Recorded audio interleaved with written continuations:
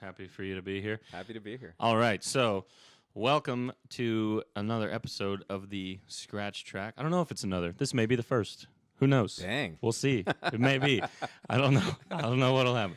The pressure just went from here to here. Man. It's a lot. It's a lot. We have a lot to get into. So I just want to get right into it. But before that, make sure to follow us on Instagram, the Scratch Track Podcast, and on Facebook too. The page is Scratch Track Podcast. Also, we have a Gmail, so if you guys want to email us and let us know who you want on here and what albums you want to discuss, that is the Scratch Track Pod at Gmail. That'll be on the bottom of your screen right now, and we'll get into that. So I have with me a very, very special guest, one of my favorite local musicians around here, one of the best guys to have around, and he is a jack of all trades and a master of all. This is Dr. Alfonso Vargas with me today, and we have a short history of knowing each other, but feels like many more years. Feels like forever. Yeah, it does. Yeah. It does. It feels like I've known you for way longer than a year and a half. Absolutely. Wow, that's not long at all. So we met at our good friend Keith Schweer's his 39th birthday, and the first time I met you was when we did Hunger Strike together. Absolutely. That was the first. Yeah. That was our first official meeting. Yes. Yeah. I tried to talk you into doing the Chris Cornell parts. That did not go over well. We we went right into it. But yeah. So there's a lot of. So you are half of Sweet Lick. Mm-hmm. You're the singer, rhythm guitar player for Sweet Lick. And a lot of people don't know this, but Alfonso also works during the day. He's not just a musician like me.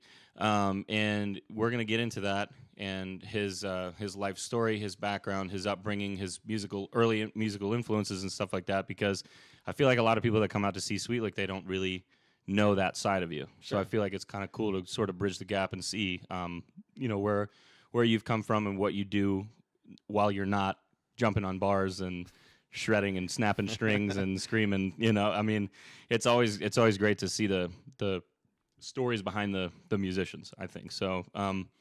So where were you born, to start with that? Okay, so I was born in Bogota, Colombia, in South America, way back in 1973. Okay. Yeah, so Bogota, Colombia. My parents are both Colombian. And all right. Yeah. So you got 20 years on me. That's a lot. I didn't know that until just now, actually.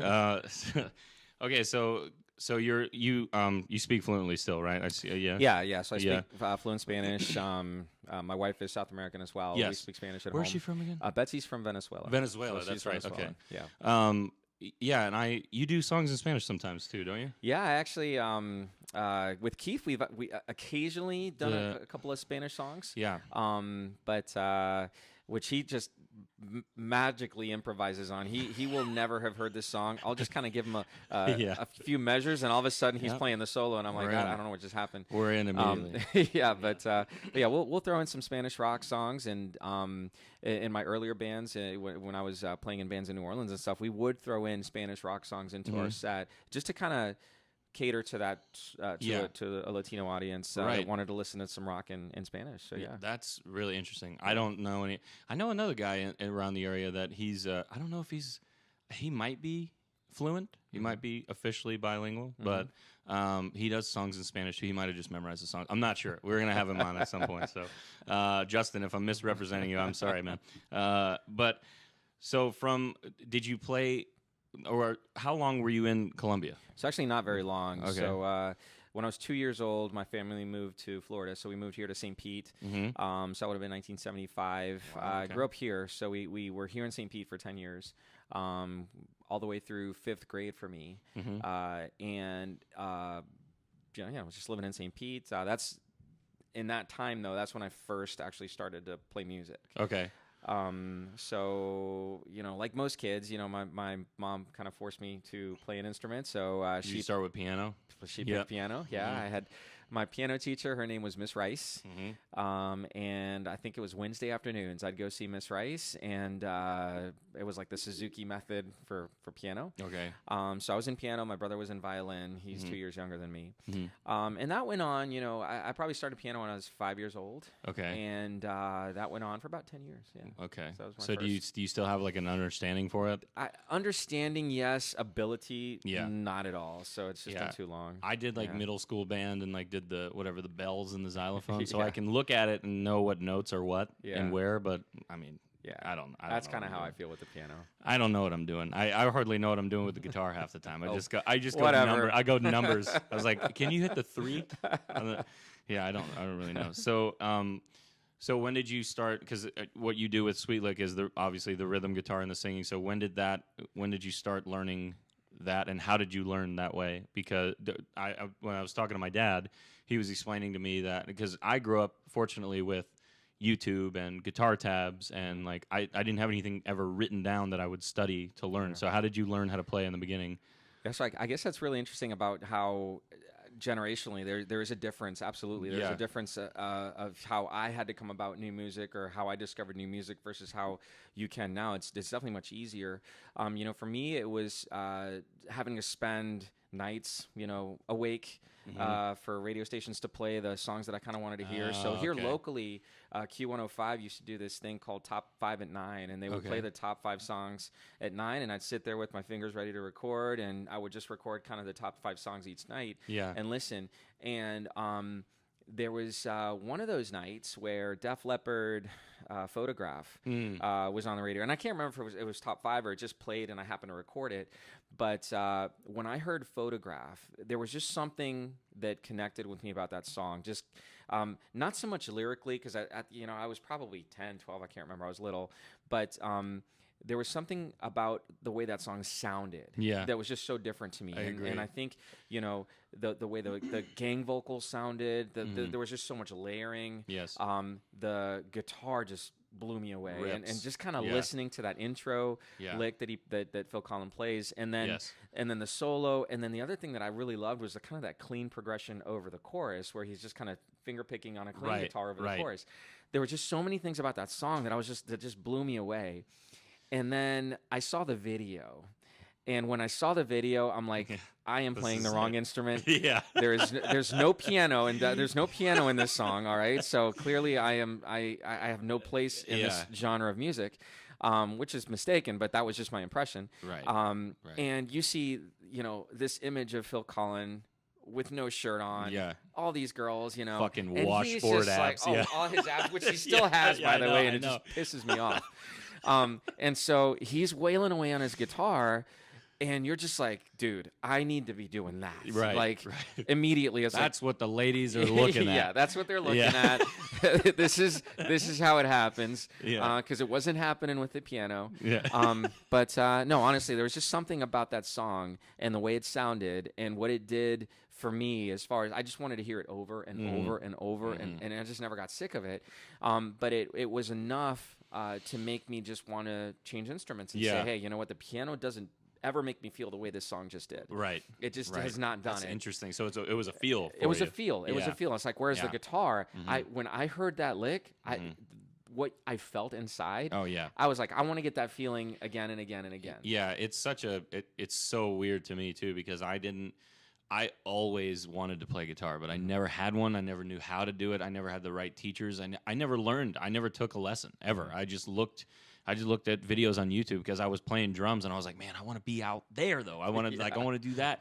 And like eventually I got to that point, but like now it's like grass is always greener. Like now I want to go back and start playing the drums again, but I still do, and little tiny segments of my life, but I don't ever like play with bands anymore, the drums. But it was the same thing with me. It was a feel. It was like I feel it's still like passion, but I feel a different way when I play the drums and when I play guitar. Like I feel I'm in two different mindsets. Where so I can add that.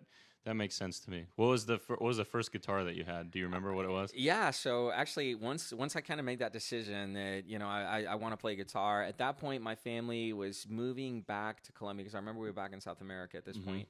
So I must have been about 11 or 12. Okay. And at that point I told my mom, I don't want to play piano anymore. I want to learn guitar. And they happened to have a family friend whose son was a professional musician, and he played a lot of stringed instruments. Like he played guitar, he played. There's like a Spanish version of a 12-string guitar, but it's actually three. It's the 4-string guitar, but it's got 3 of each. The bandolim, is that what it is? It's called a tiple in Colombia, but it's kind of like a mandolin, I think. Yeah. And he played a quattro, which is almost like a little ukulele. It's just tuned a little different. Okay.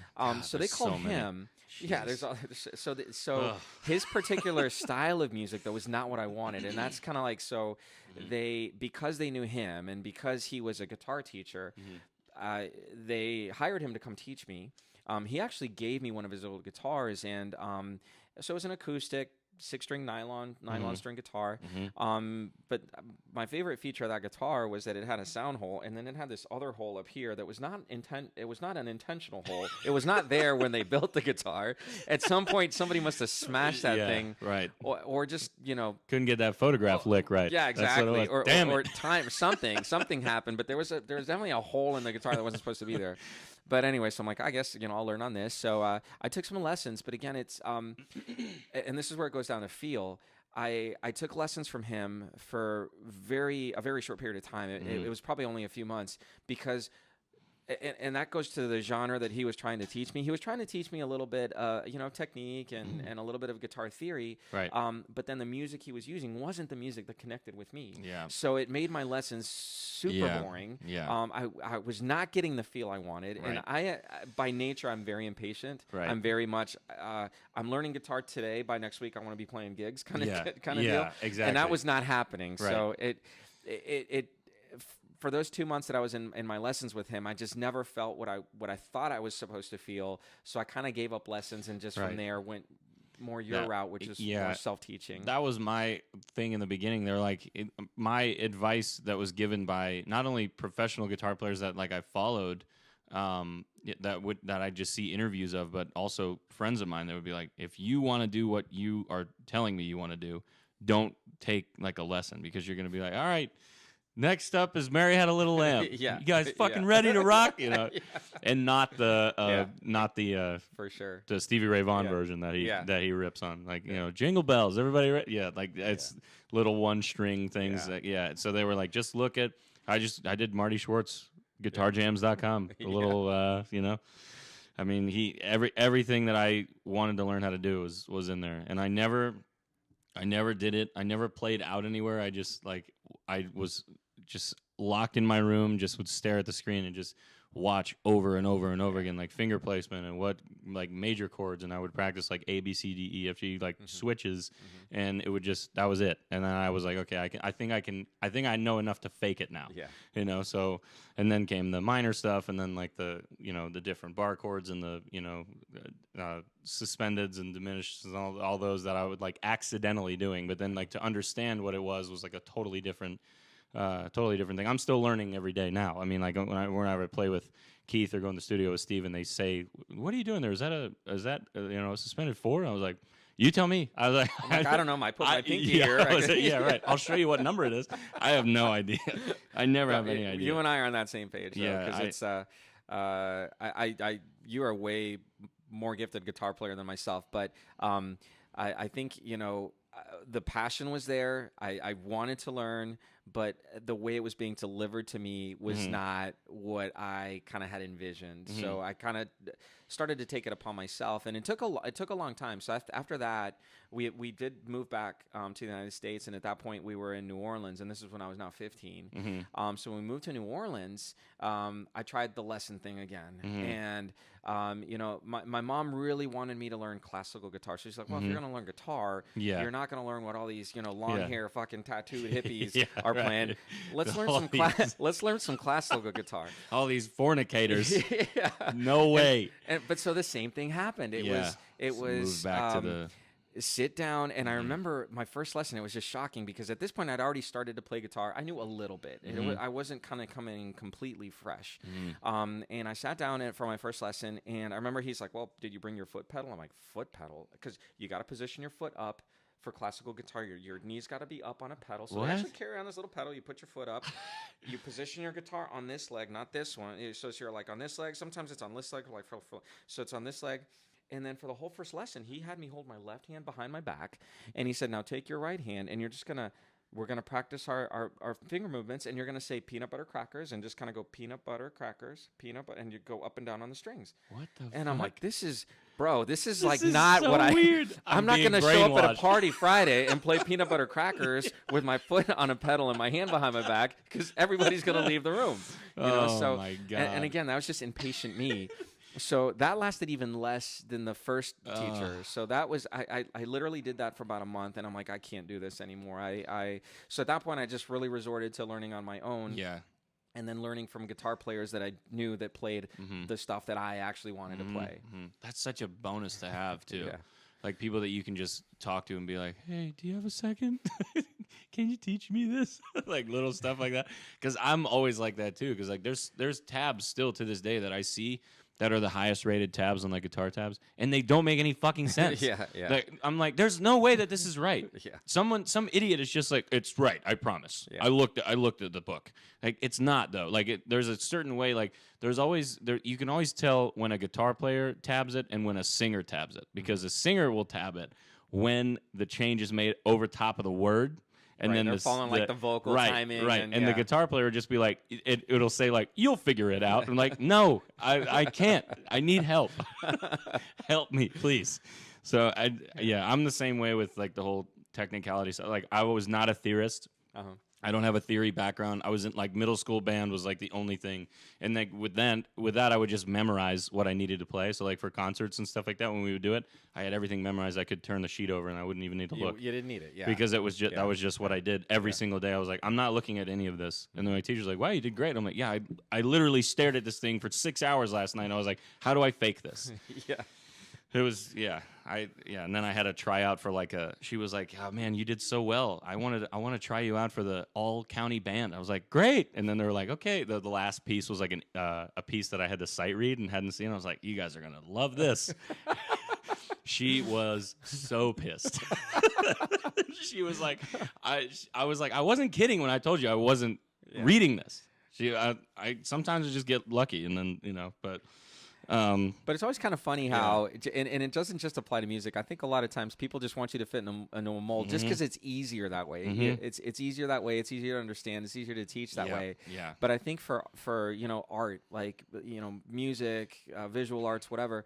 I just don't believe in constraining it. It's I really think it's not a 1 and a 0. Right. That's what I always it's say. not, and it's more about expressing your own individuality, and your own creativity and your own process. Because oftentimes I think, and I can think of guitar players, and we're going to talk about one in a minute, but who zone themselves in just on theory and technique, and they're phenomenal guitar players, but there's no soul to what they're playing, and there's no soul to their music, and it doesn't move you the way other guitarists who don't play necessarily with the best technique or are the fastest, but they just hit all the right notes. And it's coming from the heart, it's coming from the soul, and you cannot teach that shit. No. It can't, has to just happen. Yeah, you can't teach heart and passion and things like that. It's like just like you can't teach, you can't teach hustle in sports. You either want it or you don't, and some of these guys are, the grinders that play all the time and just eventually develop their own style and format and feel and little tendencies that they have are,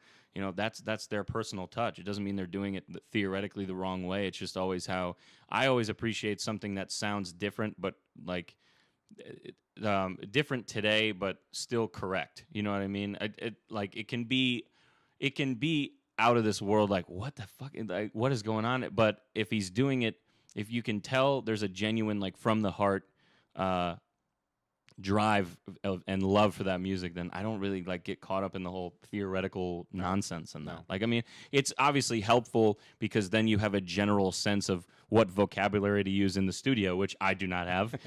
But it's just I just always feel like heart over everything is what is the most important for me. Like, I have mad respect for like those prog rock, musicians like the Vais and the Satrianis, and those guys are insane players. Absolutely. But it's just not me. It's just not. I don't listen to it and go like, man, that's my favorite song. I don't. Like, it's just it's a weird.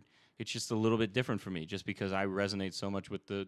Like, we'll talk about this in a second too. Is the lyrics and the story are always, to me, the most important thing in a song. And then everything else kind of comes after that, because there's only so much. I feel like there's only so much you can do with a song. There's only 12 notes in an octave. That's it. So the fact that there's that, and all songs ever have used only those, I mean, there's millions and millions and millions of words to use, to string together, and melodies like can go all over the place, but there's only so much you can do musically, and I feel like there's way more to offer someone with with a story, like a true passion, like something like that. But I mean, if you think the other way, then it's fine. I don't care. I'm not gonna get mad at you. We can still be friends. That's just my opinion. But yeah, I agree with that though. With the whole, it's unteachable.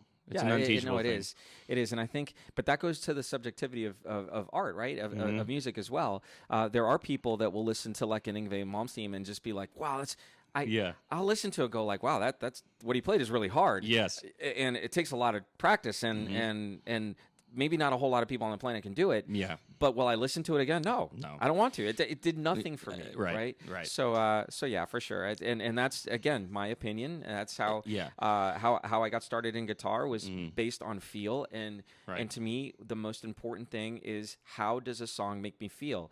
And then for you as a songwriter, it's conveying a feeling. Right. Can you, because you know how you felt when you wrote the song, does the person hearing the song get that same sort of vibe? Are you actually conveying that feeling, and are they then reacting to that? Yes. And that's really hard. Yeah. And so I'm going to just sidebar real quick, and then we'll get back into you. But speaking of that, getting into the mindset of doing that in the studio is one thing, because when I go into the studio, I'm happy. I'm pumped up. Like, I'm so thrilled that I'm like able to create in a space like this, but I can't do vocals like that because I have to I have to remember and think of like the same shit that was going on when I was writing this, and I have to get back to that moment.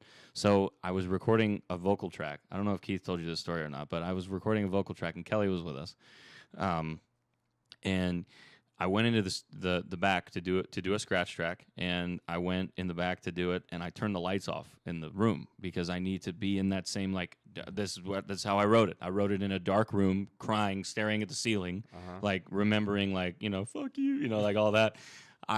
So when I'm singing it, I have to be in that same mindset. So then the tech that works there at the studio comes in the booth. He's like, "Why do you turn the light off in there?" And then Kelly's like, "It's a feel. It's all about the totally feel." Ruin the mood. Right? Yeah, like, it's about the feel. But that guy is a prog rocker, so he doesn't know, like, it's a different page of the. It's the same book. It's just a different page. Absolutely. So it's so weird to me how it's always determined on what resonates with you, and you're not wrong for like something speaking to you a certain way. Like, I'm just not a fan of certain music. I hate new country. I think it's abhorrent. I want to throw up when I hear it, and it's bad. But there's other types of music in that same genre that sometimes can surprise me. So you're not always all wrong and all right with this, with how you feel, but it's just you gravitate to certain things in certain times because you don't know what's going to hit you the right way or the wrong way until you actually hear it. That's the beauty of art. Like, you can read lyrics of a song and be like, and then hear the music behind it and then go, wow, this is totally different now, So, I don't know. It's, we went totally off track, off schedule. This is what happens. This is what happens when you have people in here that you haven't really got a chance to, because we haven't really had a chance to, like, sit down and, like, really, like, get into it with like music and stuff like that. So like I know a little bit about your life, but I don't know a lot. So the next thing I want to ask you about, because I know this because of what you've said to me in passing, but I don't know really a lot about it. So you are a veteran. It was Air Force, yes? I was in the Air Force. Okay. And when did you enlist? When did you go in? So actually this was 2001. Oh, really? We were up in, I was in residency, so I had finished medical school. Okay. I was in my pediatric training, so we were up in Albany, New York. And my wife and I had been married at this point for like 5 years. So we'd been married 4 or 5 years at this point. And we had kind of always talked about how she wanted to be, she's a school teacher by trade, but she wanted to be a stay-at-home mom. And we kind of talked about that. And on a resident salary, that just kind of wasn't going to happen. So I had just, even backtracking a little bit, when I was growing up here in St. Pete, I loved going to MacDill Air Force Base. There was something I loved about the Air Force, about the military, about the decorum, the uniforms, the guns, the helicopters. I just loved all that. And we used to play war all the time. Yeah. So I'd always kind of had that in the back of my mind. And even before medical school, I had reached out to the Navy and the Air Force about, programs that they had for health professionals. But then fast forward to when we're in Albany, my wife and I are talking about this, and we'd been married, like I said, 4 years at this point. She got pregnant with our first son, and we talked about it, and she said, really, I do. It's my dream to be kind of a stay-at-home mom. I don't want to go back to work, go back to teaching for at least a few years. I want to be with the baby. Yeah. Right. And I feel like that's my job, and I 100% supported that.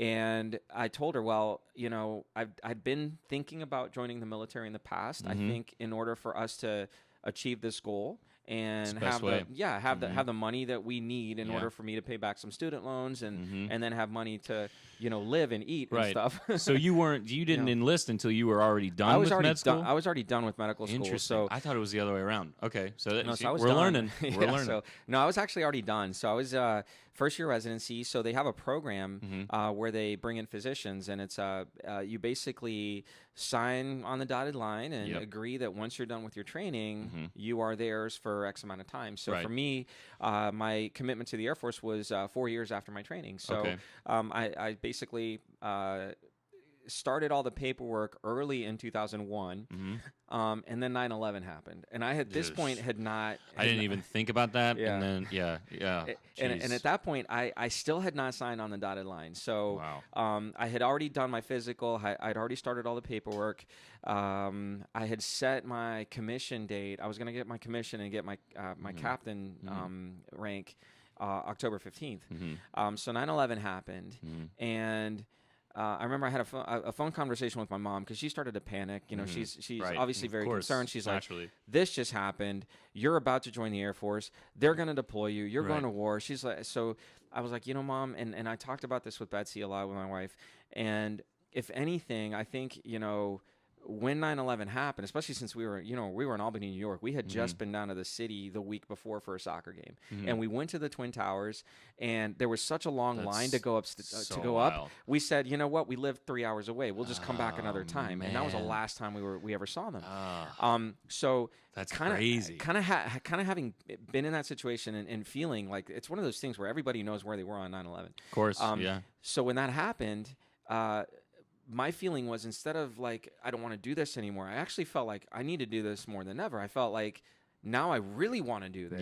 This is what I can do for the country that's been so good to me. So I felt like, what, this is my duty. This is my obligation. We had talked about it before. I'm not going to back out now. In fact, I feel a little bit more confident in my decision, and I feel like this is a calling. So I ended up commissioning October 15th. So just a month and 4 days after 9/11 is when I got my Air Force commission. That's crazy. Yeah. This is a perfect transition because our next topic is 9/11 conspiracies. Yes. Stay tuned. Yeah. No, I'm kidding. I've got a few. I'm kidding. Yeah. We'll get into that in the next episode. So anyway, so you obviously lived a lot of places. You've lived in New Orleans. You said you lived in Albany. You lived in St. Pete. Do you remember Columbia really at all? Yeah. So we, not from when I was, first born. We left Columbia when I was 2, but when I was 11. Okay. We moved back to Columbia. Right. So we were here in St. Pete till I was 11, till 5th grade. Moved back to Columbia, and we spent 4 years there. So, which were pretty important years. Formative years, man. It's those were the toughest years for me. I was 11 when we got there, 15 when we came back. So 11 to 15. So I think that's when I really kind of started to feel, because growing up here, I didn't really feel my Hispanic heritage so much. Okay. I didn't know a whole lot of Latino music, Spanish rock, those kind of things. Those 4 years where I lived in Colombia is where I really learned to speak Spanish well, read Spanish well. I learned a lot about Colombian history because in school you kind of had to. Of course. But then I really got into Spanish music, and Spanish rock, and there's an amazing Spanish rock scene that you just the Mexican rock bands, Argentinian rock bands, Colombian rock bands, that are just phenomenal bands, and that I still listen to now, back from the 80s and 90s. So really got into that sort of music scene, and that's when I started playing the guitar. Was back in that time, and Yeah, so it was a formative time for me. I was very happy to come back though. Like honestly, I love my Colombian roots, my Colombian heritage, but this is the best goddamn country in the world, and I love it here. I love everything this place, America. America. I love everything this represents. I love that this is a land of opportunity for all. Absolutely. You know, obviously, is it perfect? Absolutely not. Yeah. Do we have a lot of stuff we need to fix? Absolutely. Absolutely. But I wouldn't trade this for anything else. It's interesting to hear that from somebody who is not originally born here and has deep roots in another country. Because most of the people that I talk to that are not from here and have a lot of ancestors and family members from other parts of the world, they say fuck this place. So I mean you hear that a lot. You and do. It does drive me crazy. It does. It does in a way, and it's like, I live by the what is always better than what should have been, and if you should have been over in another place, then you would have been. I agree with that. I think that was something my senior year English in high school. Didn't make it to my senior year in college. There was only one senior year for me. Senior year in high school, she said that to me, and I've said that so many times to people, and they're like, I guess, but I'm like, no, that's right. All right, just go with it. But it always baffles me when I just people just need to be grateful about where they are in a specific moment, and that they're not in a situation where it is way more dire to just get fucking food. Like drive your fat ass to McDonald's and stop complaining, Jesus, I can't stand that. That makes me so mad when it's like, oh, it's the worst. Yeah. It's the worst ever. I was like, it can't be the worst. Yeah. Look at yourself. It can't be the worst. I can't see any of your ribs. Yeah. You're fine. You're doing okay. I think there is a lot to be said for the perspective that travel gives you, and I think when you are able to visit other places like Colombia, where I'm from. I mean, there's so much poverty. There's you just need to leave the United States once, go elsewhere. There's other great places on the planet. Don't get me wrong. But I think this country just provides sort of an amalgamation of all of the best characteristics of everywhere else, and it lets you be you. That's the big thing. It's like, this is where I can speak whatever language I want. I can worship. I can do whatever I want. Yeah. You don't have that liberty and that freedom anywhere else. So I wore the flag on my shoulder proudly in the Air Force. I'll do it again. Yeah. And even though I wasn't born here, I feel very much American and love what our flag and our country represents. Yeah, and I always say too that one of my favorite sayings that in English not English teachers, man, they give me all these quotes, but something that resonated with me early on is that travel itself, it's essentially the cure for racism. When you go around and you see other things, and because a lot of it is just general ignorance to not looking at that. You'd be like, if I don't see it and I don't know what's going on, it's shady. You know what I mean? Exactly. But then you go into it, you're like, it's not really that bad. It's not. It's not. It's okay. We're gonna be okay. So anyway, absolutely. So New Orleans, Albany, Columbia, St. Pete. Anywhere else? Where'd you live? So after New Orleans, so we're in Columbia, back to New Orleans. I finished my high school and I went to college there. So we were in New Orleans. I was in New Orleans for 8 years. Finished my high school there, went to Loyola University, got my bachelor's degree there.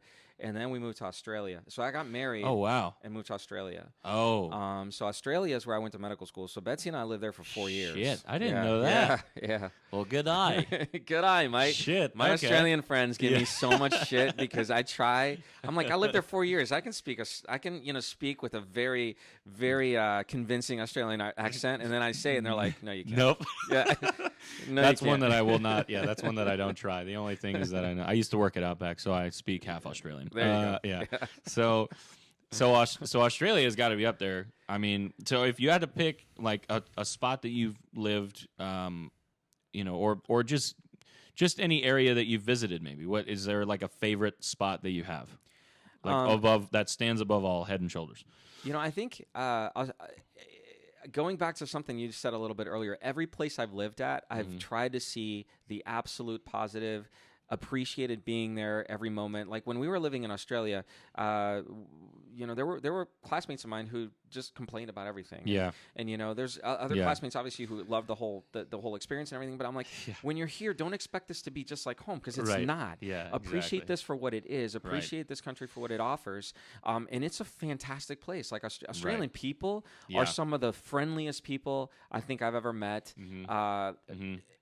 Having come from New Orleans, arriving into Australia, people were so friendly that initially Betsy and I were like skeptical. This we're is like, weird. Yeah. Everybody's a little too friendly. What do they want? They want something. They clearly they're gonna kill us. They're gonna take our stuff. Yeah. I don't know what they want. And then the more time you spent there, you're like, they're just genuinely nice people. They just wanted me to teach them how to speak Spanish. That's all.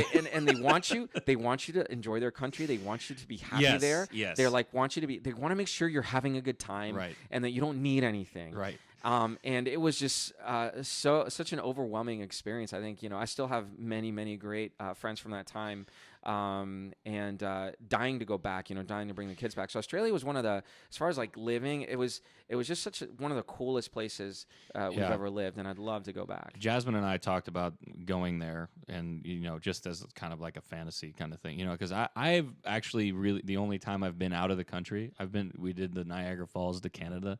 I've been to Mexico on a cruise a couple times, but other than that, I have not been out of the country, and I want to.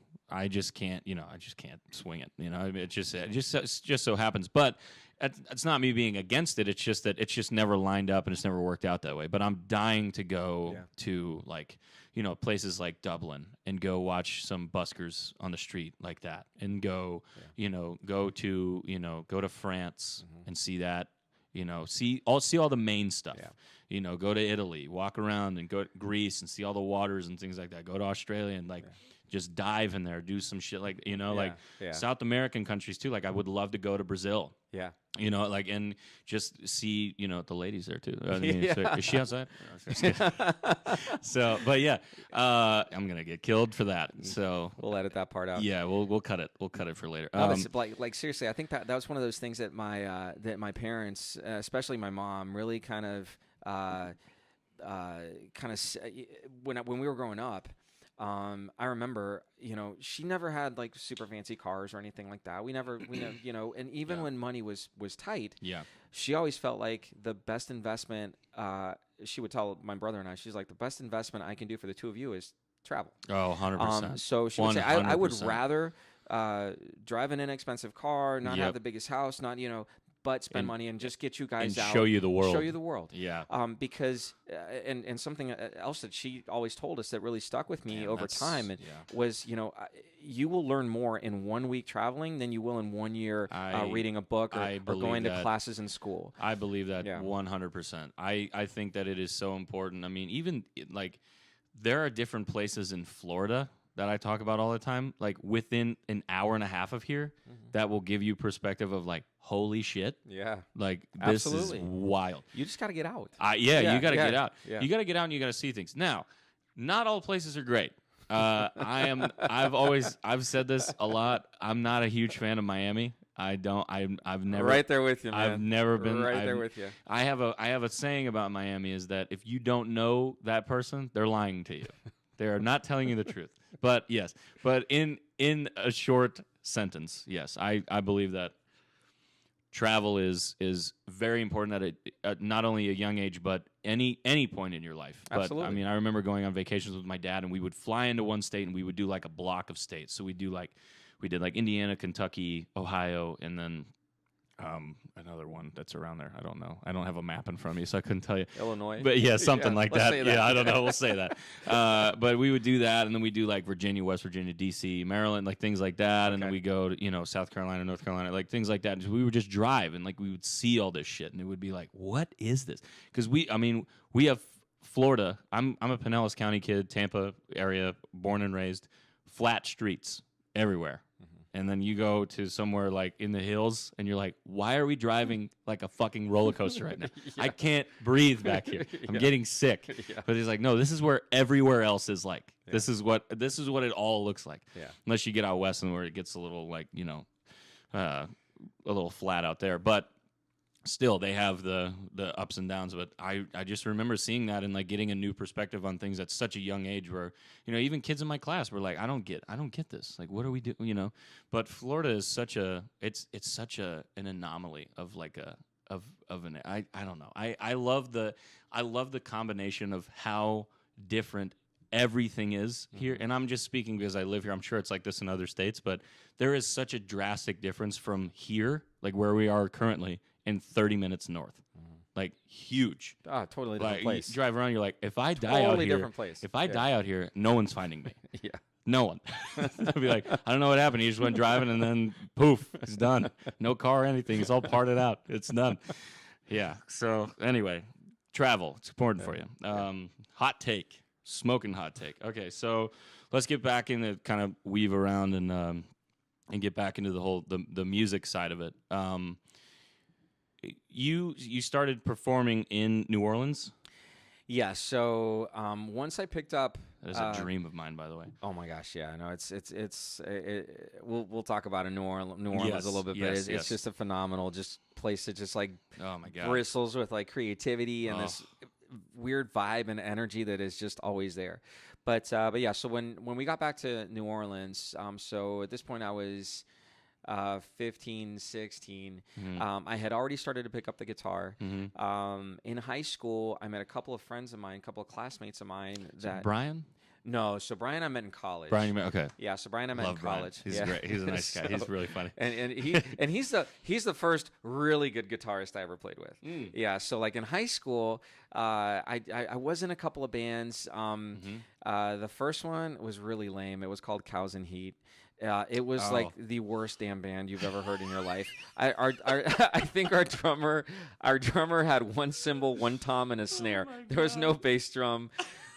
My guitar was the worst fucking guitar you've ever seen in your life. It was like I had bought it was called a PV Patriot. Right, so it was a PV Patriot. PV. Yeah, so I had a PV guitar.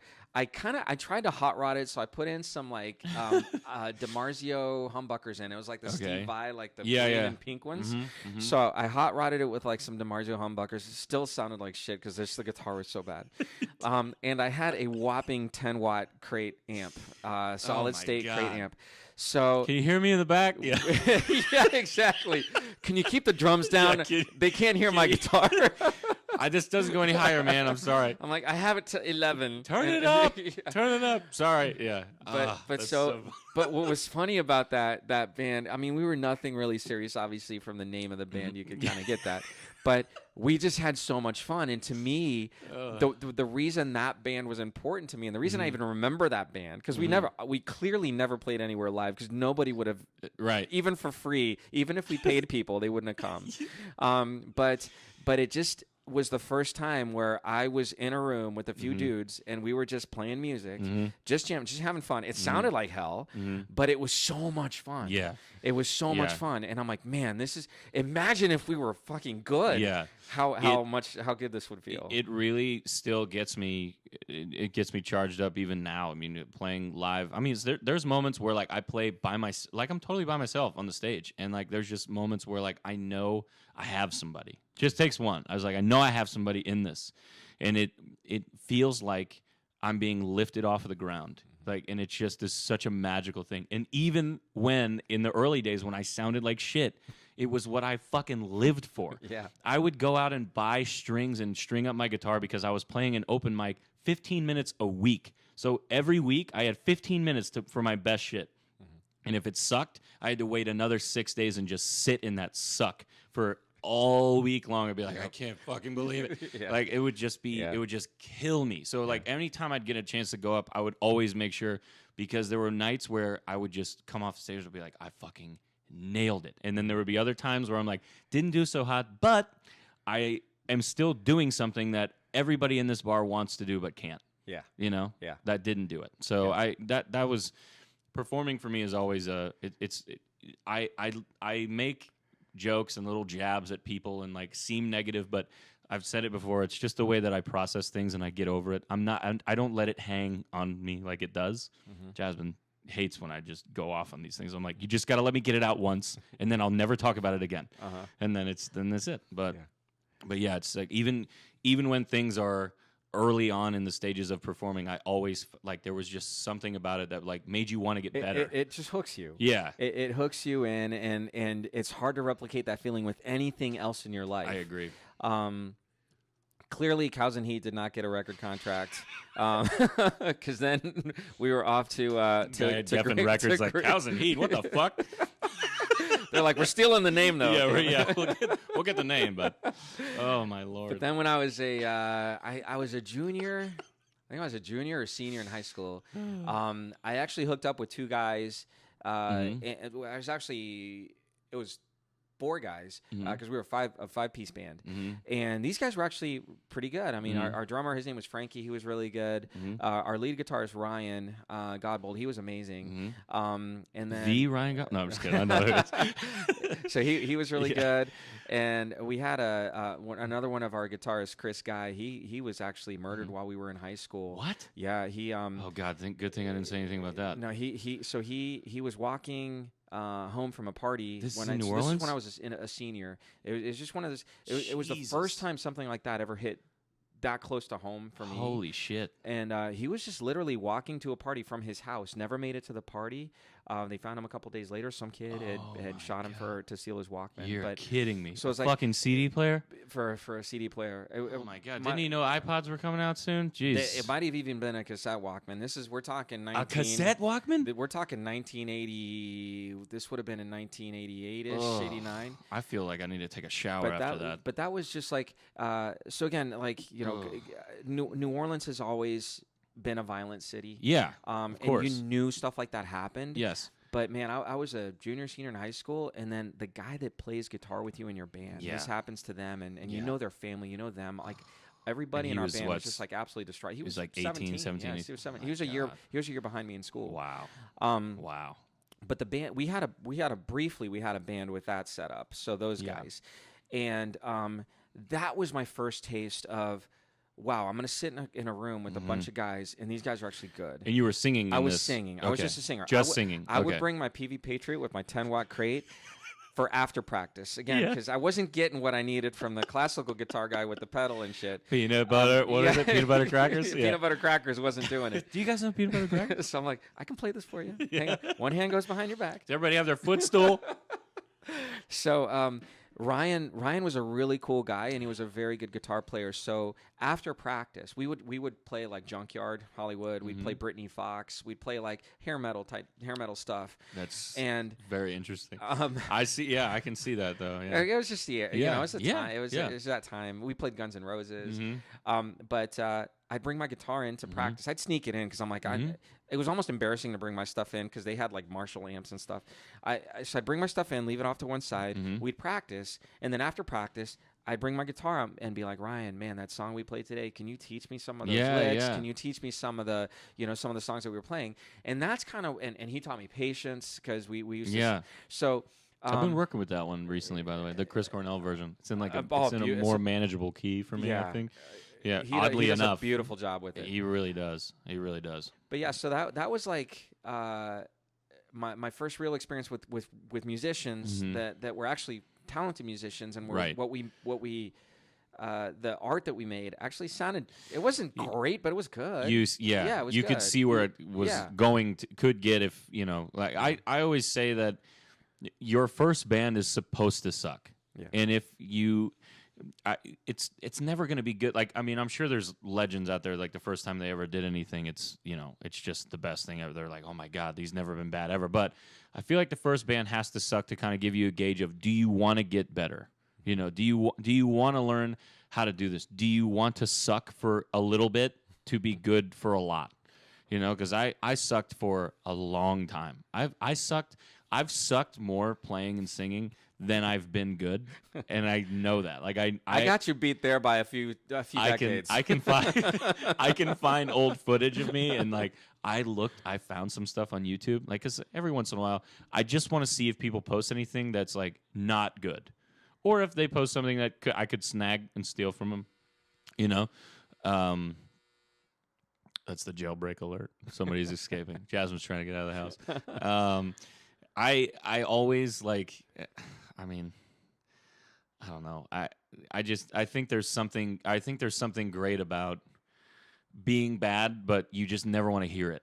And once you hear it, you're like, oh my God, I thought it sounded so. Because it's like when you talk. When you talk, you're like, and you hear your voice back, you're like, that's not what I sound like. Yeah. And then you go and singing, it's a whole different ballgame. It's like, I don't thought think that no was anybody okay. likes what their voice sounds like when they hear it back. It's crazy. No. But yeah, no, I you know, the actually, so our band that I had in high school with these guys, with Chris and Ryan and Frankie, that band was called Eden's Escape. So like it was like Escape from the Garden of Eden kind of thing. So Eden's Escape. I thought it was a cool name, you know. We didn't book anything, but we entered into a contest. So I think it was a battle of the bands, probably at my high school. So I think it was our high school battle of the bands, and that was the first time. So this is the first time I was ever going to perform in front of an actual crowd. Okay, so that's my next question. So the first year you performed was what? So it was supposed to happen. Oh God. I got so nervous. I got so much stage fright. I quit the band. You did? And Ryan was like so upset at me, and like the boys were so upset at me. They were like, "Guy, we just signed up for this battle of bands." I got so nervous just at the thought of having to stand up in front of a crowd and sing that I'm like, I can't do this. I can't. So at this point, I was again senior in high school. So to that point, I'd never sung in front of anybody or played in front of anybody. I certainly was not, at that point, I was just not a good enough guitar player for anybody to want to hear me. Yeah. And I was just, it's funny how your voice goes through a transformation, but I think, huge. I think you always have the voice, you just don't have the confidence. Yes. And I think I became a much better singer when I learned to just get over it. Yes. And just be confident in my voice. Yes. And in myself. I agree with that too. And I also agree that like puberty has a huge, it'd be like, hey, everybody. I hit it late. Like, yeah. Ooh, yeah. I was like 25. Yeah.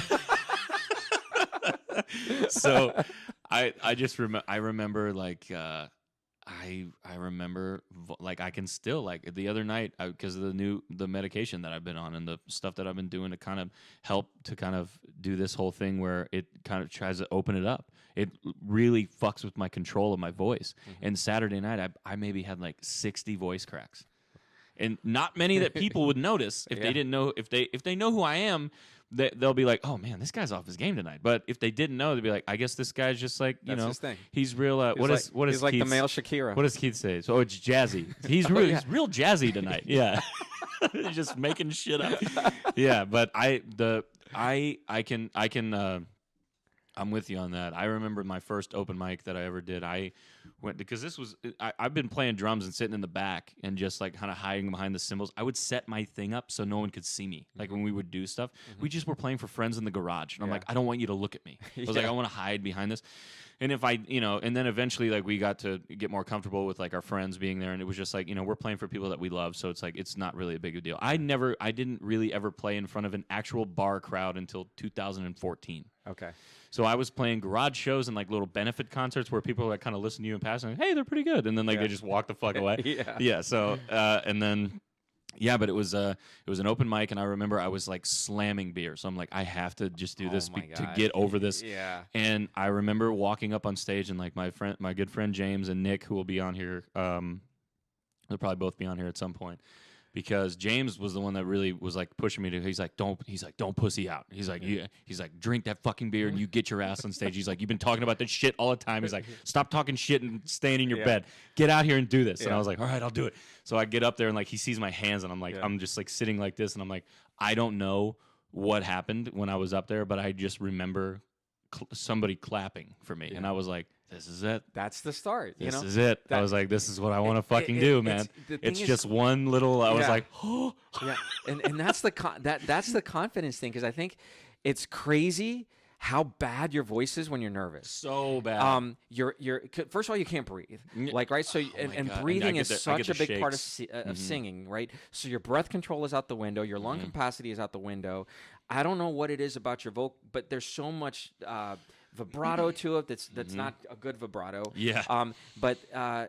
And then you're just not putting any real force into anything that you're doing. Everything's kind of almost like you're holding it back, you're scaling it back, and it makes it sound so much worse. Yeah. So I think, some of it is absolutely maturing your voice and learning technique and learning to sing and learning to breathe while you sing and all that. Yes. That's very important. But I almost think the bigger part of it is just getting over that fear and allowing your body to be comfortable in that space. I agree. And allowing your body to say, hey, I'm going to sing no holds barred. Yeah. I'm going to just belt this shit out. Yeah. And when you do, sometimes it works, sometimes yeah. it doesn't. But when you get to that point in your mind where when it doesn't, I don't care. Yeah. And I'm just and I'm fine with it. That's, I think, where it really kind of clicks. I will say, though, I have a lot of respect for you guys because we'll get into the origin of Sweet Lick in a second, but when you guys play a show, you do it big. Like, I don't ever go to a Sweet Lick gig and go like, oh, there's not a lot of people here tonight. You know, it's always like, fuck, there's so many people. Because that's what you guys do. You have such a wide variety of like set list and entertainment, and you've had a consistent following for such a long time. But the one thing that I respect about that is that to me, when I do solo stuff, there's nights where I have 50 people there that are locked in. There's nights where there's 50 people there that aren't locked in. And then there's nights where there's 4 people that are just sitting and giving me everything. And then there's nights where I play for the staff. So I have so much respect for guys that know they're walking into a semi-chaotic situation, but in a good way, and they bring everything, and they, like, no holds barred, like you said, just go out there and give it everything. And 4 hours straight, too, by the way, because Keith, I mean, give me a fucking break, man. We haven't had a break in 4 years. God, it's insane. That guy's a workhorse. I don't know. He's doing most of the heavy lifting. I mean, when I do it, I'm like, I'm looking over my there. hands get a break. Yeah, I know. Like, are you tired? Yeah. So, but I have so much respect for that, and so much respect for you guys. And I remember the first time I ever saw you, it was before we really even knew you. We walked into Nolan's one night after I had met Keith a couple months after we had jammed at Troubled Waters for the first time in like 2019. And I remember watching you guys do it for a packed house, and I was like, this is legit. I was like, this is great, because I was like, not only are they doing like the sing-along songs that I voluntarily keep out of my set, but you guys were also doing a lot of stuff that I really fucking love. Like, you were doing a lot of Stone Temple Pilots. You were doing you did Black Sabbath that night. I remember specifically. You did Hunger Strike. Obviously, you did that one, and then which we'll get into in a minute, where you're a huge Pearl Jam guy too, which I love. I love when bands do that and do it right. And by doing it right, I mean you're not trying to, because Pearl Jam to me is a very we're going off on a tangent here. They're a very improvisational band, but they do it in a way that you can feel the passion in every separate time. Like, I'm sure there's never been a time where Keith has played the exact same Alive solo. Never. Twice. Never. And that's why I love it. I do not, I respect it, but I just don't understand the learning process of, like, why would you want to learn something note for note that someone else did? Right. I was like, use your own feel to this. Right. That's what music is about. So that's what, when I remember watching you guys, I was like, both of you are like, you just kind of stretch the songs out, you jam, you have a fun time, you scream and yell, dance on the bar, like, get the crowd into it. And that is what I respect so much, because and I'm not complaining about it, because it's, it just happens. Sometimes it just happens that way. And it's the set that I play, and it's the fact that I'm also very new to this in the whole, like, full-time thing. So, I mean, it's just a polar opposite of what I do and what you do, and I have so much respect for you just walking into a room that you know is going to be packed, and you just bring it. Because, like, sometimes when I come in and I see that there's a lot of people, I'm like, oh my God. I was like, I don't know what I'm going to do. Like, because you never know. But I'll tell you something, and I mean, you can speak to this as well, but when I was gigging, before I started gigging with Keith, we moved to St. Pete, Tampa, not St. Pete. We moved to Tampa in 2011, so it was 9 years ago. Oh, wow, that recently? Yeah, so at that point, I had my college band with Brian, so we what were you guys called then? So we had 2 names. So it was a number in it, right? It wasn't. Yeah. So Brian and I were both kind of like biology nerds. We were both in pre-med. I was biology, he was microbiology, and Brian was an excellent student. Always had way better grades than me. But anyway, we were chatting one day after class. And he had an earring and long hair. I'm like, this guy's got to be a musician, Yeah, so I'm like, this guy's got to be a musician. So we're sitting there chatting after class one day, after one of our biology classes at Loyola. And, it turns out he's like, yeah, I'm a guitar player. I'm in a band. Our singer just quit. Did you not see the earring and the long hair? Yeah, I'm like, yeah, is bro. this not enough? You needed to ask. But yeah, so I was like, well, yeah, no, so he told me at that point, like that, when we had that conversation, when we met in the courtyard that day, their singer had just left. So it was just very serendipitous, because immediately I was like, well, I do play some guitar. By this point, I've been playing guitar for a lot longer. Yeah. And I play some guitar, but I can sing. And so I went and tried out for his band, and we had a drummer, we had Brian on guitar, we had a guy, Craig, on bass, and he also did some rhythm guitar, and then David, I think I said Dave on drums. And so I came into that band, and we formed a 5-piece. We ended up adding a bass player who. We were cycling through bass players. I don't think we ever played with the same bass player twice for gigs. Oh wow! But yeah. So once I tried out for their band, we had a very, very similar taste in music. We were both like total biology nerds. We were probably the only band in New Orleans with no tattoos. He had an earring and long hair, but like no tattoos. And we would drink woodchuck and eat salmon pate before practice.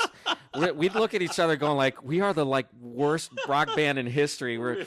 This is soft behavior. This is ridiculous. That's so funny. But it was so much fun. And our drummer had like this enormous like double bass drum setup. Like it looked like Queensryche's setup. So we'd get into practice and we'd play. And there were a lot of songs where I could just focus on singing. And Craig and Brian would handle the guitar. But then when we did like guitars or songs that needed an acoustic, I would play the acoustic. Songs like we would do Fade to Black. That was always our closer. Okay. So for Fade to Black, all three of us were on electric, and it would just kind of give it that really good like oomph for the distortion and stuff. So we had a lot of fun. We didn't play.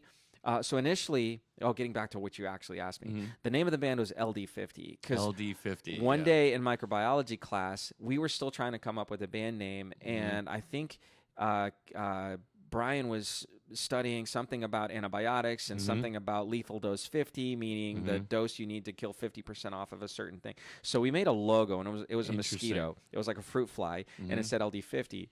And our drummer kept asking us, like, what does this mean? What is LD50? And we'd explain it to him. And every time somebody asked him, he would say it was like an insecticide. I'm like, no, LD50 is not a pest. He's like, but you said it was about killing, and it's a mosquito on the thing. Yeah. And I'm like, no, that's not it. So we're like, dude, we need to change the name. Yeah. So we changed it to Mindscape. You guys know Raid? You want to get in on the ground floor? It's good shit. Yeah. Oh my god. So we changed our name to Mindscape, but we played together probably for about a year and a half. That was my first experience playing at a bar. Okay. So it was in New Orleans. It would have had to have been like 1990. Like we graduated in 96. So it was probably 95. Wow. 1995, 94. Wow. And we got a gig to play Jimmy's nightclub in New Orleans, which was, we would go see bands there. Is Jimmy still around? I was there. I was in New Orleans not too long ago, and we drove near it, and it looked like it was not. Damn it. It looked like it was not. But I wanted to go back and see it. Yeah. So that was our first gig, and we show up at this place. So we got hired by one of my friends to play this gig. Friends or connections in the beginning are fucking absolutely huge. What we did was, once we actually had a sound, once we had a band, we hosted a party at my house. And I invited all kinds of people. I invited a bunch of friends. We got a couple of kegs, and one of the guys that came to that party, he was in charge of this Jimmy's thing that was once a month. And he's like, hey guys, you should come play at Jimmy's. Yeah. How much are you gonna pay us? Well, nothing. But you guys can come. We're like, okay. That was our first gig. The beginning of it. They're like, I'll do anything you want, mister. Yeah, I get to play Jimmy's. I'll pay you. Yeah, right. Kind of deal. So, so we show up at Jimmy's. I was so nervous, man. Like we're trying to be so rock and roll. It's funny. Like you're 18, 19, whatever. I can't remember. God, I remember that. We're trying to be so rock and roll. We're feeling like rock stars. We stopped by Checkers, grabbed some burgers.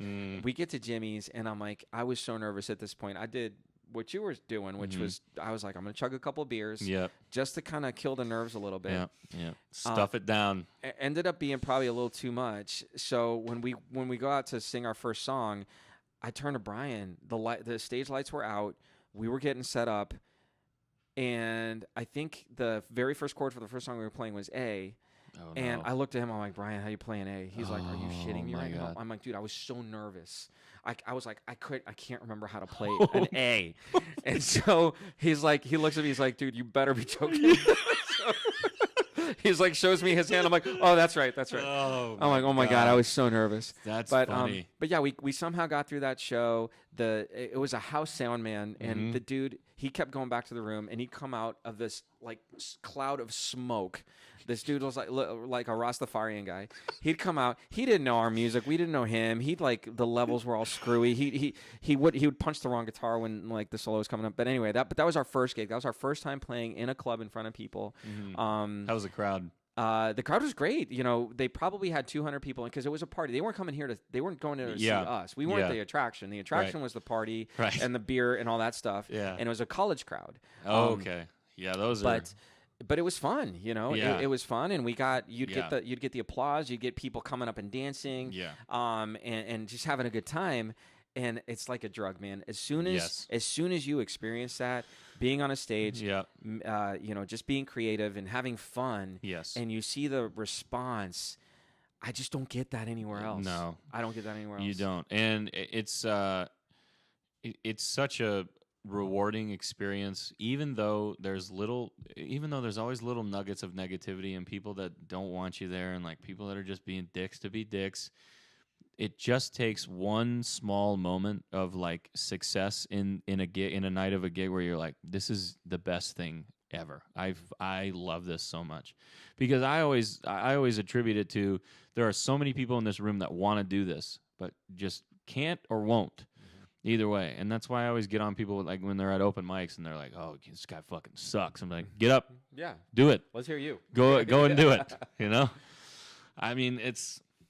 Yeah, performing live, even though most of what I do now, I mean, obviously because of COVID and stuff, you can't play any big shows, but the big shows that I've done in the past, I mean, I don't really remember a lot of it because I'm just so overwhelmed with like adrenaline and just like just so into the moment and trying to focus so hard on like, I got to bring the best stuff possible, because I hate going home at the end of the night and just being like, oh, I cannot believe I fucking missed that switch. I was like, I know, I know it. I've played it 100,000 times. Like, how do I, you know, like little stuff like that always bothers me. But overall, I mean, there's really nothing that makes me feel the way that performing makes me feel. Right. I mean, there really is not. I mean, I've worked so many shitty jobs. And even though the gig was going to suck that night and it was at a bar that I didn't want to fucking be at, and it was like a place where it was like, you know, we're not going to pay the whole full price, but thanks for coming, you know, stuff like that. Or like, you know, they'd be like, hey, we don't have any cash in the drawer. Can you come back tomorrow? Like, okay, you know, like little stuff like that, where even though those things were going to happen, I was like, at least it's not this. Yeah. Like mopping a floor and lining some guy's fucking pockets that you don't like. Yeah. You know, it's just like, there was something so motivating about knowing that once I left there, I could play a totally different character. I was like, I'm a new guy. I'm out of here. I'm not $12 an hour, Josh, anymore. I am the fucking musician tonight. You know, you can just totally change that whole thing. But it takes a while to get that confidence and that swagger about it, and knowing that you're better than you were the day before, and that you're doing something that a lot that people won't do. So performing. It's always it's a, you know, I mean, I'd say I've done too much of it, but I'm gonna keep going. I'm gonna keep doing it. So I want to ask you one question too, because I know your 3 boys. I know your wife, and you know they're okay. Well, I'm just kidding. They all 3 boys, super respectful. I can actually have an intelligent conversation with them, and they are very polite.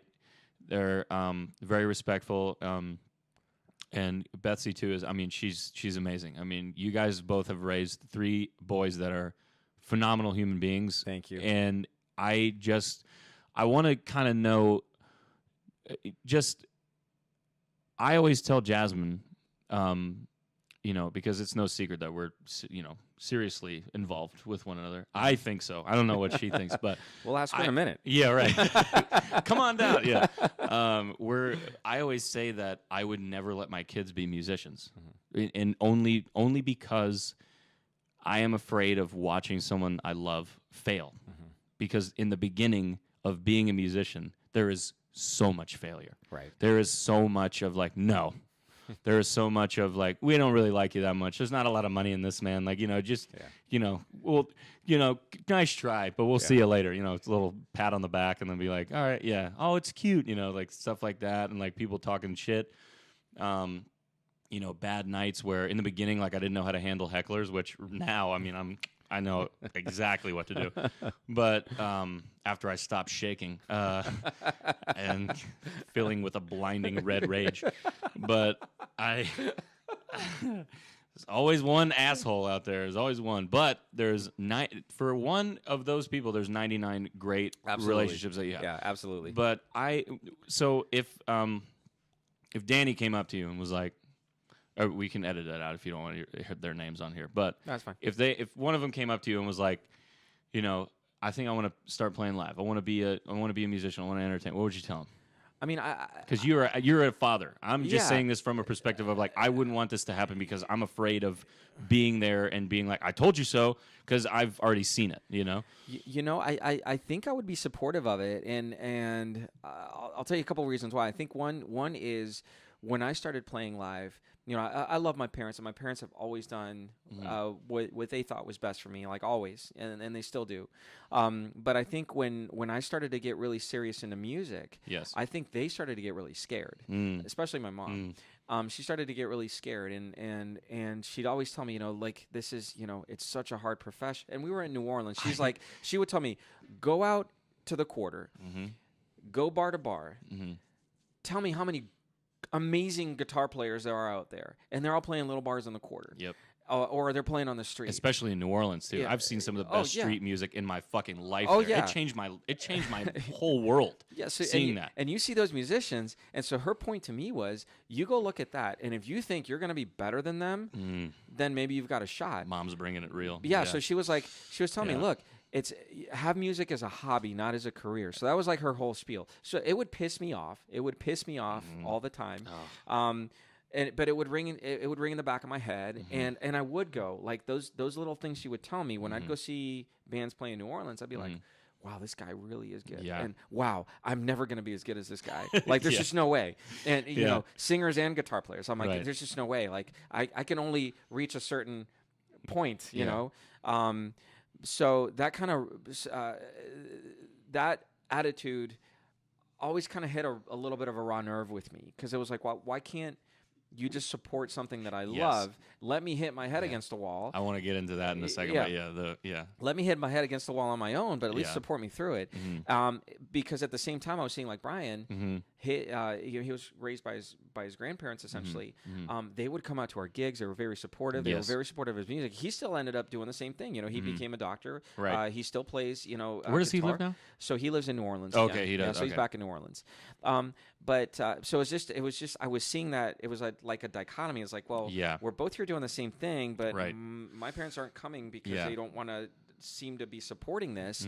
Your parents are coming and supporting you through this. So keeping that in the back of my mind, and me trying to say, okay, that's my parents trying to do the best job that they thought, from whatever vantage point they were looking at or whatever their perspective was. Right. So it's like, my perspective would be, I think if my son and Danny, funny that you mentioned him because he is the kind of the musician of the three. I didn't know that. I was just guessing. 33% chance. Exactly. Keith teaches him guitar. He's he's a pretty good musician, and he loves music. Yeah. He loves music, and he loves going to concerts, and we've been to see Pearl Jam together and stuff. Oh, hell yeah. So if he were to tell me I want to perform in a band, I think I would see it more as like all the positives I've had from that, the creative release, the adrenaline, the rush, the just enjoyment, the pure enjoyment I get out of playing live. I'm like, well, if he can have that for him, I would love that. Yeah. And if he decides to make a career out of it, it's difficult, but ultimately it's his choice. Yeah, it's his life. And I agree with that. I always look at it of like, I don't ever want to see somebody that I love down. And it just because there's been so many times. And there's so many times where, I mean, I get in my car after gigs and I'm just like punching the steering wheel or like crying or just upset. I'm like cussing something, and then but there's also the lows of playing music for me are very rare, but they stick with me because they're so intense. Yeah. but the highs are like, I mean, they all blend together because there's so many of them. Right. There's so many great moments. I'll never forget like being in the studio and hearing back your first full completed song and like looking at Keith and going like, holy fucking shit. I was like, I think this is pretty good. You're like, I did that. Yeah. I was like, yeah, we did it out of nothing. Like that's the Yeah. whole beauty of songs is that they start as nothing at all. They're nothing. It's not like a book where you just have like a story in mind. It's just like songs don't exist until they exist. Yeah. There's no inception of them. It's just they can be built in so many different ways, and so many different avenues can be taken to get to the final result. But there's something about hearing your first song. There's something about hearing your first applause. There's something about playing with somebody like Keith that just lifts you off the ground and just brings so much passion and energy and dedication to what he does. And you know, the bar managers that would stick their neck out for you and kick people out that are bothering you, or like give you, you know, that have given me money and time and a spot during a year where this has been the worst fucking time for musicians, where they're like, listen, man, we can't really do a lot for you, but we're gonna try to help you out and do this. And I really appreciate that. Now I love when my friends do that and they're honest. You know, there's a whole different discussion about the bars that were doing that can afford it that ended up opting not to. But you know, like the highs are so high, and the lows for me were always so low. But there's not. It's not even close. It's like But you still wouldn't trade it. No, not at all. Like ever. I mean, there's little Yeah. moments and little pockets where like even now I'm older now and I'm mature enough to be like, even though this sucks in this moment, it's going to be a fucking hilarious story later on. And that's what that's my whole goal in life. I remember listening to like some of the best storytellers that I know are like my grandmothers, my grandparents, all four of them. Great storytellers. My dad's a great storyteller. I mean, good friends in college were like the best storytellers, and I would remember hearing their stories, and I would put myself in those situations, and it would hurt me because I would be like, oh my God, that's so embarrassing, or that's so bad. And then I was like, you know what? If something like this happens to me, this is what I'm going to do. Yeah. I'm going to turn it into something that I can tell, sitting around, you know, having a drink, watching some shit on TV, listening to some music, and be like, hey, did I ever tell you about this one? And then we go into it. And that's kind of what we're doing here. You know, like I've told stories on here that I've not really told in this house before. You know, just little things where, you know, people may be surprised to know about me or be surprised to know about the guests, because like you have such an interesting life story from the beginning to where you are now. And like I have so much respect for that, and like that you can touch all these bases, and like being a dad, being a performer, being a doctor, and like all being great at all of them. I mean, I really there's really not many other people like you, which is why I'm really stoked that that you were the inaugural guest on here potentially. That means a lot. But yeah. So I have a couple questions. We're going to get into like the little goofiness now that we've covered the background. And I knew this was going to be a long episode going into it, and I'm okay with it. That's fine. If you want to skip, man. We got beer, we got music. Yeah, that's right. So that's we're right. Good, man. If you want to skip around and get to the discussion of the album, that's fine. But just know you've missed some very good stories. Okay, so I'm going to ask you some bests and worsts. Okay. Or you know, greatest and least kind of thing. Okay. So do you remember? Like if you just had to spitball it, your best performance, something that you were like, you got off stage, you're like, I fucking nailed this. So I used to perform solo before I met Keith, and then we had our performances with my band in high school and college. My best performance ever was with Cows and Heat. No, I'm just kidding. You guys try the pad tag? Yeah. So something you mentioned earlier about, you know, our ability to or like if you come see Keith and I play, where I can I feel like I'm free to get up and move around and jump and just get crazy with the music and just kind of really bring everything. I was never like that when I was playing solo. I'm the same way too. It's A, you're kind of constrained because you've got the guitar. B, sometimes as a performer, I'm like, I feel weird if I'm the only guy up here and I'm like acting all crazy. But then C, there is something about just the creative energy that comes from just playing with somebody with Keith's talent. That can understand you. Yeah, that understands you completely. And we've been playing together 7 years now. Yeah. And it's almost like he knows my next move. I know his next move. Yes. But I've gotten so comfortable in that as an entity. So like when the two of us are playing together, it's almost like I've gotten so comfortable where I do feel like I could just do anything. Right. And it's all inhibitions are out, everything's out. I can actually just perform, give it 100%, just do everything at the top. And it's not always going to come out great, but it's going to come out from the heart, and which is, I think, more important. Exactly. But with comfort comes confidence, and like everything just takes off from there. Yeah. Yeah. And so Keith and I, it's funny, like there's several times recently where we'll finish a gig and I'll look at him and I'm like, I think that's the best gig we ever played. And it's a great feeling. I've said that to him like 7 times. Yeah, exactly. He's getting better. It's like, but you said that last time, but I think this time was better. Yeah. Have we had nights where I feel like, I'm never going to say that Keith had an off night because he just hasn't. There are nights where I have an off night. Or I make mistakes every night, but I make more mistakes than usual. Yes. Or there's something I'm not quite feeling, and I'm having to dig extra deep to get it out. So there's nights where I struggle with that for sure.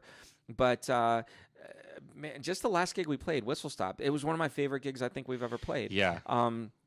The energy was there. The crowd energy was there. I think Keith played lights out. There were people that came up to us after and told us that, when we did a live by Pearl Jam, which eventually we'll talk about this record on the table, they told us that was the best version of a live they'd ever heard us play. And I felt it and he felt it. I'm like, when we finished, really? I'm like, damn. Wasn't when I was doing it? The fuck? Well, this was just because it was the most recent version. No, I'm kidding. But I know. But yeah, so it's almost like every time we play, it feels like you've built on a foundation of time. Yes. Of you just get more and more comfortable with each other. So I guess it is possible that with that evolution, every time you play, it's just going to be a little bit of improvement from the previous time. Right. And he and I have only been playing together for not even 2 years yet. Is that right, Jazz? Which is crazy. Yeah, because the chemistry you guys have as well when you do your shows and it is crazy. I've never felt that way about somebody with music, and it's just so crazy. And I met Jasmine like I think 4 or 5 days before I met Keith. Okay. The day I met Keith was how I met you. Okay. He just walked in and started playing music with me.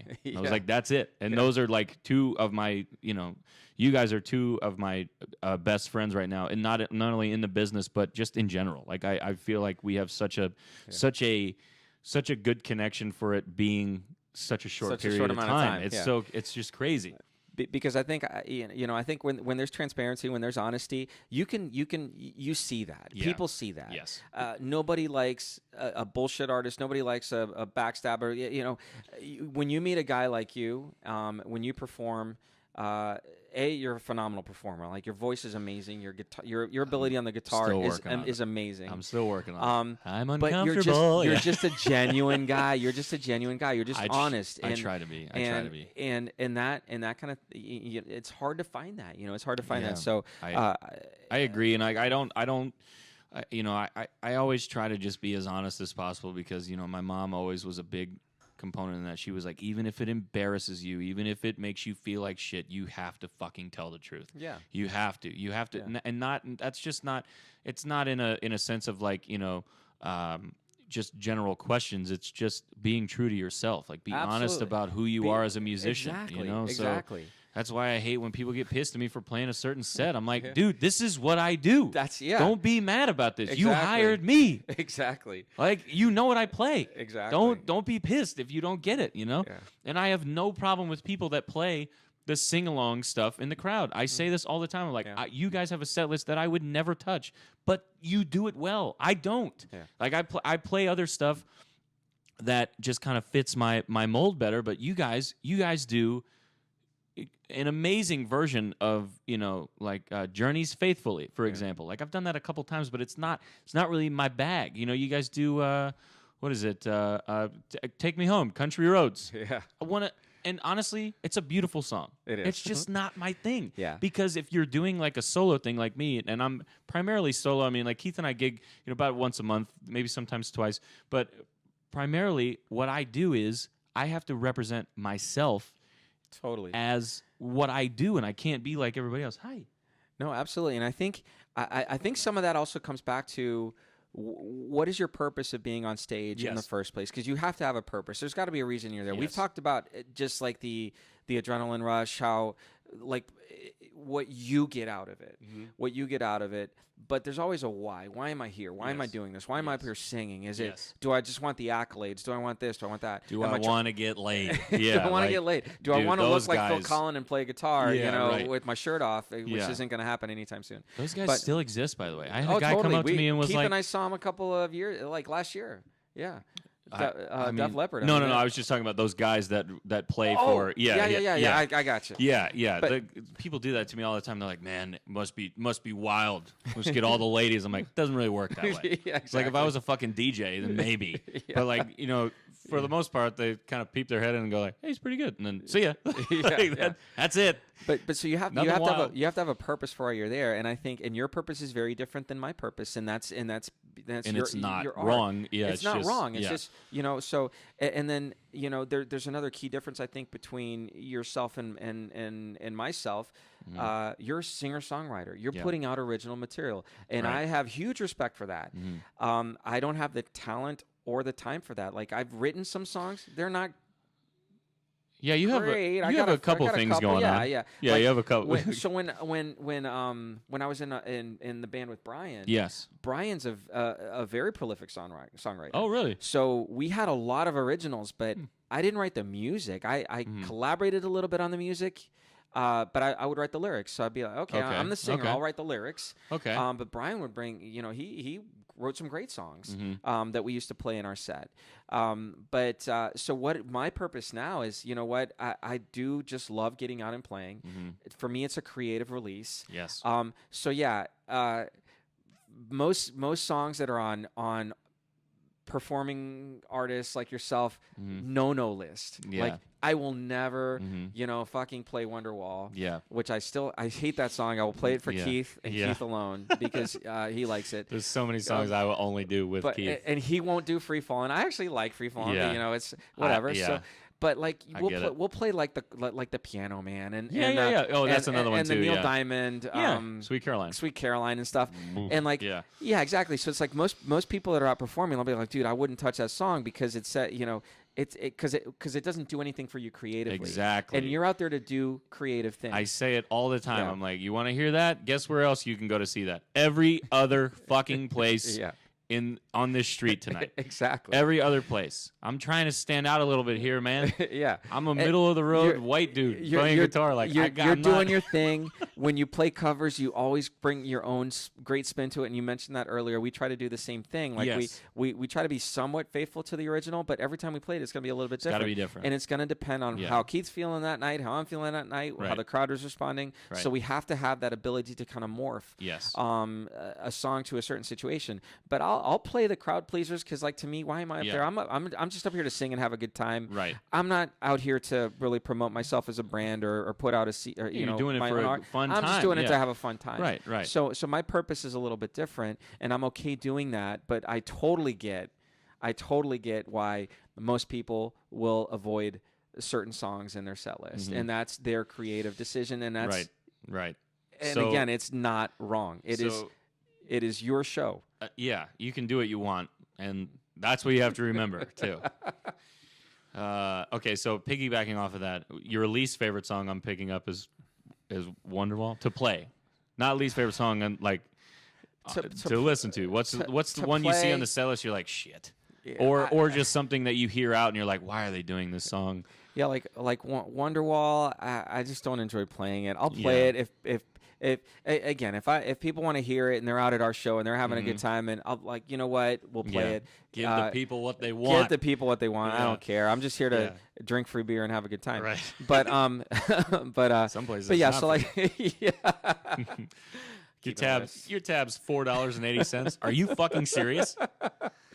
But yeah, so I would probably put Wonderwall as like one of my least favorites. Okay. So and then what's your favorite? You think? Man, I think from is it a Pearl Jam song? Yeah. Yeah. So and it'll depend on the night, the mood I'm in, and it's not like deep cuts or anything like that, but there are nights where Alive just connects. I love playing it. Yes. B, it's one of the first songs I ever played, so it's like it's something that for me has always had very special kind of meaning. And if it's not alive, it's Black. And Black was another one of the first songs I ever learned. I first started to play. And the funny thing about Black was, I could be at a party, and this back when I was, I don't know, 21, 22 years old, whatever. I could be at a party. My friends would always ask me to bring my guitar. And that was the other cool thing about not playing piano anymore. You can't bring a fucking piano to a party, but you can bring your guitar. So they'd always say, hey, bring your guitar. And the girls will be there and whatever. And we'll have a couple beers and we can sit around the fire and you can play some songs. Yeah. Doesn't matter how the party was going. If I played Black, it always made me feel a certain way. And there were times, maybe a couple beers in, but there were times I'd actually shed tears after singing Black because 100%. You'd get so into the lyrics. Yes. So into the music and the vibe and the feel of that song. And you're just singing it and you forget that there are people there. You forget that there's people sitting around you. You forget that there's a whole party happening. Yes. You are absolutely just transported by the song, by the vocal melody, by the lyrics. Yes. And the lyrics are so insanely profound. I think probably my favorite lyrics from this whole album come from that song. Yes, I agree. I agree with that. I was going to mention that too. I was going to cite that specifically. And there are nights where, Keith will tell me how he wants us to play it if it's on the set list. Sometimes he's like, I'll play my guitar and he plays his and he does a beautiful solo. And it's always different, but he does a beautiful, beautiful solo for Black. Other times he's like, you know what? I want you to just focus on the vocal melody, and I'm just going to play a nice little laid back, sort of just very, very quiet sort of rendition of Black that is much more emotional, and much more evocative. And we've had, I remember we did a version of Black at Silver King probably a year or two ago. That it was just Keith on the guitar, and I just really laid into it, eyes closed, like I was just in that zone, just locked in that zone. And there were a couple people were actually crying when we finished. I'm like, well, thanks for coming to a Sweet Lake gig. This is awesome. Yeah. But it's like, but there are times where that song, I don't know of a whole lot of other songs in our repertoire or that we play that have really that hit ability, you like that have that capacity. And it's because it takes you there. You can take the crowd there. Yes, exactly. Yeah, and if it doesn't do anything for you, then it shouldn't really do anything for the crowd. If they can smell it on you a mile away, man. A crowd is a good judge of your enthusiasm, which is, I wear that on my sleeve, and I'm sensitive, and I'm a fucking insecure, damaged musician. When people say shit to me, you don't understand how many times I've heard this, from not only people that I love and respect, but me being in a situation where you could say a certain word, like the raw nerve thing that you were talking about that I wanted to get back into is there are things that people say that they don't know that they're upsetting me, but it really fucking fires me up. Where you say things and I'm like, oh my God. When one of the things that really fucks me up is when you're playing a song like Black, a slower ballad song, and then they go, all right, let's pick up the tempo. Get the fuck out of here. I blind with rage. I can't see, I can't hear. I just start I can't move. I have a problem. So it's no, but not many things. Not many things make me do that. It used to be everything. I was ready to do anything like that. I would get that rage on the drop of a hat. Now it only really comes when people are being profoundly stupid in public, or when people are bothering me when I'm playing music. That's it. Or when they're bothering my friends that are musicians. I went out to see a friend that was covering for me last Monday, and they were like, "Can you have him turn it down?" I was like, "If he gets any quieter, he's not even going to be able to hear himself." So I was just fucking with them and messing with them, and because I get so upset when people go out and they see music and they still sit down and they still go there and they're like, "All right, we're gonna sit, we're gonna eat, but we will complain." Just so you know, come on, man, go somewhere else. Go eat somewhere else. There's other options. Yeah, I know. If you're gonna be a dick like that, this guy's making money, man. He's trying to feed himself. No, absolutely. It's crazy. So, all right, so I got a couple more questions for you, and then we're gonna take a quick break and then come back with this with the album because I gotta pee and we gotta refill some beers. So, all right, don't think, just say it. Favorite bourbon, best bourbon. Eagle Rare. I mean, just as far as a daily, a great bourbon that I love to drink. Eagle Rare. All right. What is what's this one you might have to think about a little bit. Your best vocal song that you think, and like one that you see on the set and you're like, oh man, this is gonna be tough. You know. So one that's tough. So if it's a higher register, so like just off the top of my head, if we're gonna do U2, Where the Streets Have No Name, I was gonna mention that one because that you do that one up. I go way down for that. Yeah, and it gets loud. So Keith, that we'll have to have a mini conversation when that one's in the set, and he'll look at me and say, "Are we doing it? Are we doing this?" Yeah. And then based on the last 2 or 3 songs, I'll be like, my voice feels strong. We got this. Yeah. Or I'll be like, it's off the set for tonight. Yeah. Because I never want to half-ass it, and that's the other thing. It's yes. Very true. Very if I'm going to sing that song, I want it to sound like I want it to sound, and I want to hit the notes I want to hit. Right. I don't want to kind of half-ass it, and that's a song that just and towards the end, because it's so repetitive and you're hitting that note again and again. There are times where your chords are just like, you got to stop this, or I'm just gonna quit on you. So could that be your best and worst in a way? In a way, yeah. Not worst, but just most best and most difficult. Best and most difficult, yeah. And it's not again. I'm not claiming to be a great singer, so it's not like a vocally very challenging song. It's just the register, range and the register. But 41 is like that with me when we do it when the Dave tributes come out. I hit those 2 high notes. I'm like, sometimes I hit one, sometimes I hit both, sometimes I hit none of them. It's just, I have no idea. So it could be the best and worst point of the night, which is why Tom saves us with the sax. Man. Thank God. That one for me is one of the hardest. And then we don't do this one often, but when we do Silent Lucidity, and that one's more Who is that? That's Queensryche. Have I heard you guys do that? I don't think you have. I don't think so either. So we don't do it often. We've done it recently. For some reason, it's come up at least 2 or 3 times in the last few gigs. But Jeff Tate, is impossible to mimic. Yeah. So again, you got to be like, okay, I'm not going to be Jeff Tate. I'm going to do this my way. Right. But the range in that song. Yeah. Because he's like from like the hush now, don't you, like from the really low register all the way to like the really kind of soaring vocals in the middle towards the end. Yeah. So it's like you got to be ready to go through a wide range. Right. And then when you hit those highs, you got to hit those highs. Right. And I love that song. And one of my biggest fears as a performer is like, I don't want to massacre a song and make somebody like angry at a song and they don't like it anymore because you just butchered it. I'm so glad you say that, because that's my reasoning for not playing certain songs of people that they like. They're like, come on, you know how to do it. I'm like, I don't want to ruin it for you. I'm trying to help you. Because I know that it's not going to sound good. I'm not doing this. Help me help you, okay? Exactly. Stop bothering me for this fucking song. I can't do it. Because I will tell you right now, and I won't mention them by name, but there are people out there that sing, and I'm not throwing anybody under the bus. I mean, it's just, you have to be self-aware as a musician. I know I've done this for people hundreds of times. I know that there's people walking around this earth that going, remember that guy we saw play at that place when we played that one song? I was like, fucking, I'll never listen to that again. Yeah. That's happened to me so many times. Because it's just, they play songs that they think they have to play, and then they end up ruining it. Let me play what I'm good at, and then I'll try to get there. You know, like it's a process. It's a whole process. Yeah, no, for sure. I think you know, it is great as a cover band if we're playing covers to make a song your own. And a lot of the covers we play, we don't play in the original key because we want it to sound good. Yes, and you want it to sound like your own and we stuff. Want it to sound you like got to fit your own register. It's got to fit my register. Right. So you know, a lot of covers that we play will adapt to my register, which is a little bit of a lower register. Because you're playing Queen and Johnny Cash in the same night. Right? Yeah, I mean, it's like all you know, it's all over the place. So you're not going to play in the same.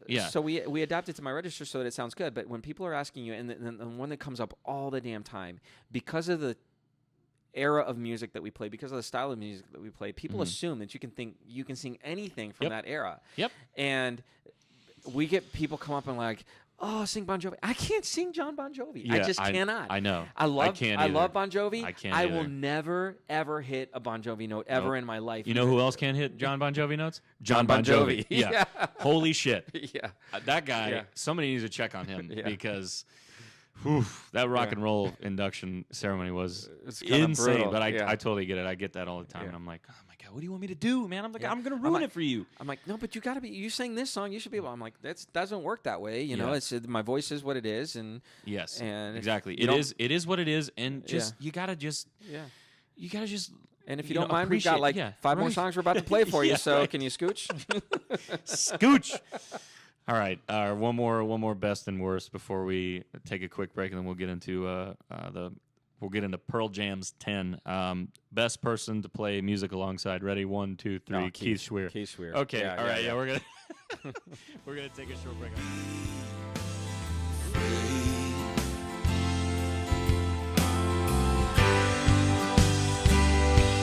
This road,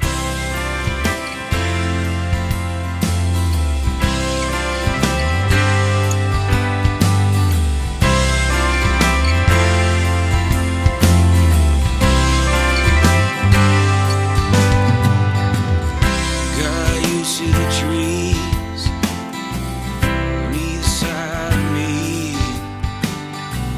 Windows down, the breeze hides me from what I can't see. Look how